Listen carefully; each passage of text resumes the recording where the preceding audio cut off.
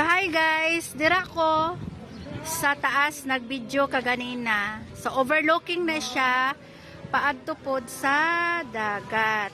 So nag-dive kana nga dalan paadto na siya dito sa diving area. Atong nag-dive.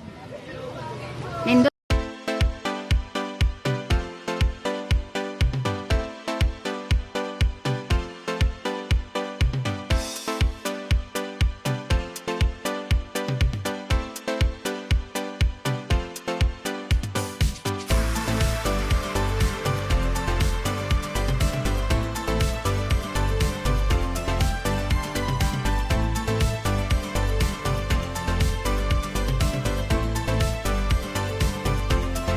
po kayo dito. And mauni siya ang liguanan ng dagat niya. Limpyo kayo niya. Kuntinto ka maligo kay may hidden spot pag yun na sila nga area dira sa kilid guys. Kanang dira pasulod ana. Wala kasi may manakay. So mao na siya ang view.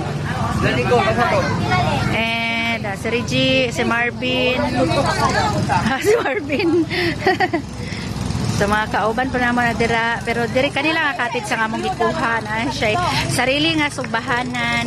So muna siya ang 1,000. Muna siyang 1,000 nga cottage. Muna siyang 1,000 nga cottage. So dira sa Atbang, wala ko kabalo kung pila na pud ang cottage dira. So dira na eh. So napoy boating diriya. 100 per head. May life jacket na sila. 1 hour ang tour nila. 1 hour pero do lang. So ang ilang range is 100 per head. Pero depende sa deal. So pwede sila mag 80. Pwede mahangi og 70. So sa isa ka bangka, depende ka na siya nga bangka is 20 capacity pero ang i-allowed lang nila is only 10 person.